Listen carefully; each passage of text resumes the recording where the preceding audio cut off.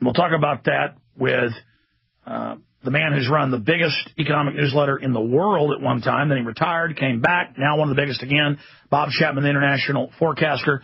You've heard him and seen him all over international television and syndicated radio. His website is internationalforecaster.com. We carry his stuff at Infowars.com and PrisonPlanet.com, and he is a regular contributor here every Friday. I want to talk to him about that, the hijacking of GM. I remember 2.5 years ago, Bob on this show put out a newsletter saying they were going to bankrupt in the next few years GM and send it to China and Brazil. They have done that now, but they're also going to send some to Russia.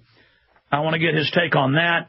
I want to just go over the whole spectrum of what's really going on in the economy. Geithner being laughed at when he was over in China. Paul Craig Roberts' column about that today that's carried at Infowars.com. Bob Chapman, good to have you here with us. Well, thank you. It's wonderful to be here again. Absolutely. It is wonderful to have you here again. It's not on good circumstances, though. I wish you were being proven wrong. I wish I was being proven wrong. I wish Ron Paul was, Dr. Paul Craig Roberts, who's coming on next week along with Ron Paul. I wish that we weren't so right. I wish people would have listened to us decades ago. But break down the latest info, Bob Chapman. Well, we just got our unemployment today, and as you said, it wasn't as bad as they thought it was going to be, but it's 9.8% on the short term. Now, that doesn't include the marginally attached workers. People have been looking for work for the past year, but have stopped searching. And those who are out of work because they don't have any child care, they are in poor health, they can't get to work because they don't have a car. That brings it up to 10.6%. And then we have the involuntary part-time workers. In other words, instead of working 40 hours a week, they don't have enough work for you, so they let you work 33 hours a week. And that includes these people. And then all the people who are discouraged. And if you add into that the people who have not continued to collect unemployment checks because their ability to collect them is over, they've reached the limit. And that, the government says, and it's called U6, and I've got these figures in tomorrow's issue, is 16.4%, and they're using the birth-death ratio. Now, I won't go into that. All it is that they guess at how many jobs were created during the last monthly period at small and medium-sized businesses. Now, if you don't use that and you use the formula from 1980, that figure is 20.2% unemployed, and that's really the real figure. They cook the statistics, and Congress even admits this, and there's been big arguments and squabbles over it. Let's get into GM. How did you call it? I'm going to give you one more statistic. They're talking about 6 million unemployed just recently. And if you add in that 4.9 million unemployed, you've got 10.9 million unemployed since the beginning of the year if you use the U6 figure. That's amazing. What a drag on the economy. Staggering. Bob, I want to get back into that and what that's going to mean in the short term and the midterm and the long term. But General Motors, and I've been reading the forecaster. I haven't seen you toot your horn. I remember 2.5 years ago you saying GM was going to go bankrupt and they'd move it to China and to Brazil. You were one of my sources on that. Then in the last year and a half, I saw rumblings in the industry of that, and I tried to warn people. And then now it's happened. Hummer and other divisions go to China. Other large divisions of GM being sold off to Brazil. Opel being sold off to a Russian-controlled government bank. All of this happening, and the average American has no idea that the $30 billion bailout for GM that's already unpopular isn't to keep it here, but to hack up most of it and move it offshore and then produce some of these toasters on wheels, these little four-wheeled tinker toys, to force us to own those with the government dictating what's manufactured. And the GM, the big story on top of that, GM wouldn't go along with it, and so the emperor ordered the CEO to fall on his sword Just like it was in the Associated Press, David Rockefeller last year, Rex Tillerson at ExxonMobil wouldn't say global warming was real and called for a global carbon tax, so they went and threatened to fire the whole board and fire him. Rockefeller exercised all his secret stock, and then he runs that whole thing, and he came out and said, okay, it's real, I support global tax. I mean, this is really happening.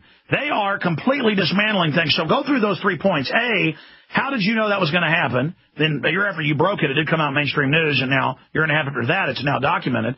And it's now come to pass.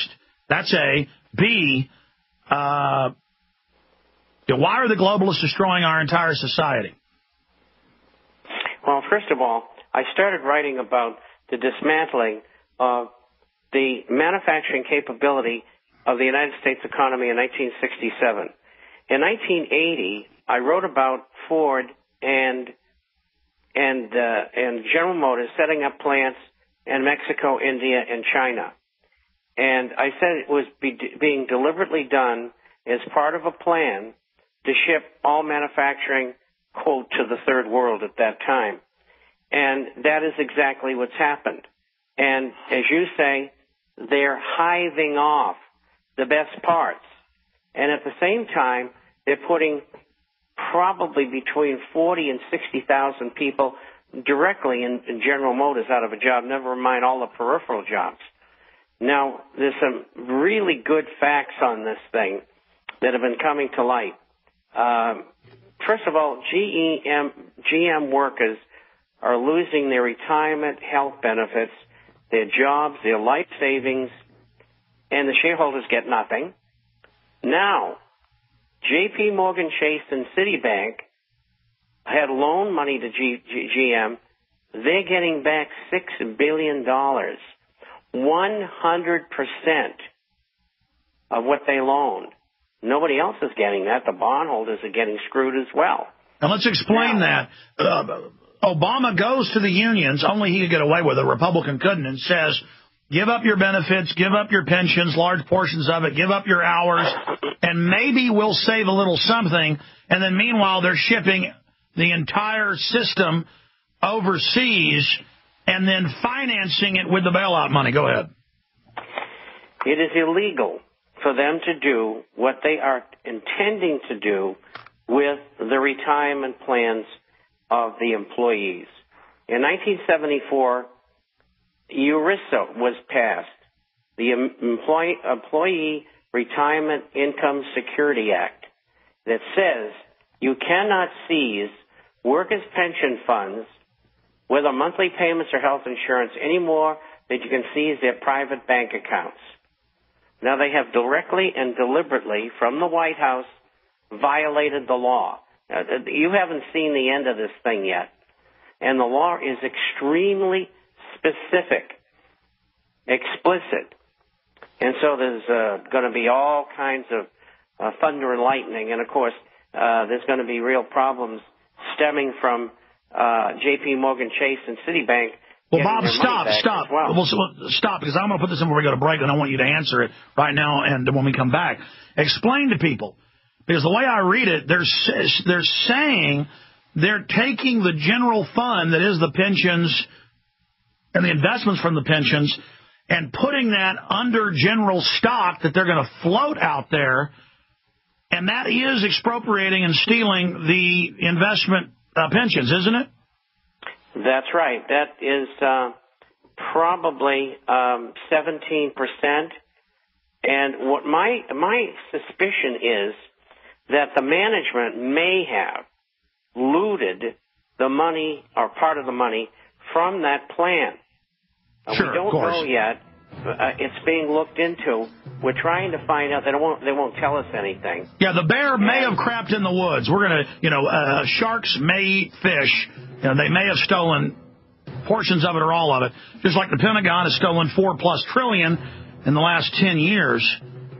That's Associated Press out of the Pentagon pension funds. They've stolen everything. It's offshore. Northcom standing by to make sure they get away with stealing everything. Stay there, Bob Chapman.